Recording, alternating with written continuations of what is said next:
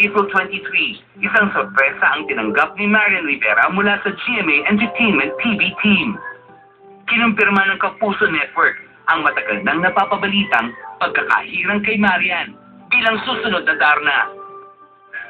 Labis-labis na tuwa ang naramdaman ng young actress nang personal na ipaalam sa kanya ang naging desisyon ng network.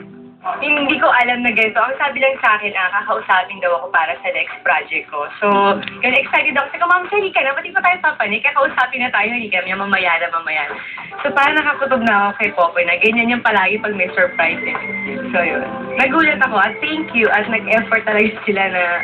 Kasama sa mga sumurpresa kay Marian, ang mga anak ni Mars Ravelo na sina Ruby at Zaldi na botong-boto rin kay Marian. Di mawawala sina GMA Films President Annette Gozon Abrugar at GMA Senior Vice President for Entertainment TV, Wilma Galvante. Pinag-isipan namin mabuti yung buong programming committee, tapos yung creative group, and then, syempre, inputs din ng mga Ravelo, kung sino ang pinakamaganda at pinaka-competent sa time na ito na pwedeng maging Darna. Alam niyo naman, pag Darna, kailangan talaga, kasi prime role, kailangan star talaga. So, unanimous, si Marian talaga yan. Nangako ang dalaga na paghahandaan niyang mabuti ang bagong role na ibinigay sa kanya ng GMA. Noon pa man niya ay pangarap na niyang bigyang buhay ang klasikong karakter na nilikha ni Mars Ravelo. Nang sinasabi nila sa akin, kailangan ihanda ko yung sarili ko dito, yung pag-iisip ko, yung emotion ko, lahat, pati sa physical. Siguro kailangan lahat yun handa ako. Darna! Di ba? Ang pagganap bilang Darna sa telebisyon ang susunod na proyekto ni Marian matapos ang primetime soap na ang babaeng hinugot sa aking tadyang. So I would say na parati akong enjoy katrabaho siya. Yan ang isang bagay na mamimiss ko kung sakaling maghiwalay na kami.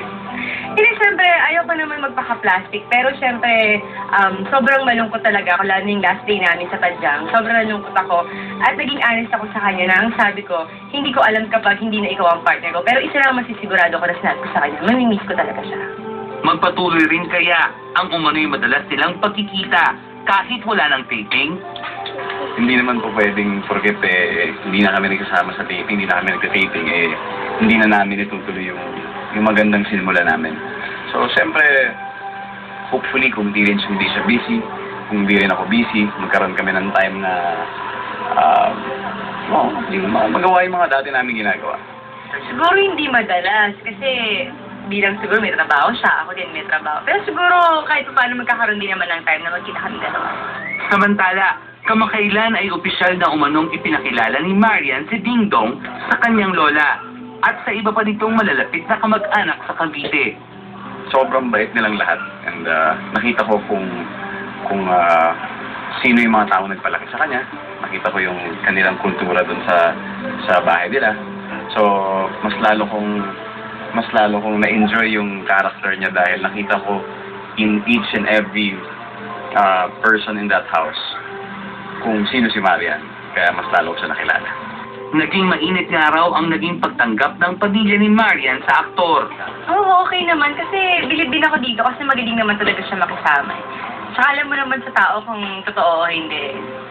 Totoong tao talaga si Dong. Super chika naman siya ng lola ko. Ewan ko na pinag-uusapan nilang dalawa. Ngayong opisyal nang naipakilala ni Marian si Ding Dong sa kanyang pamilya.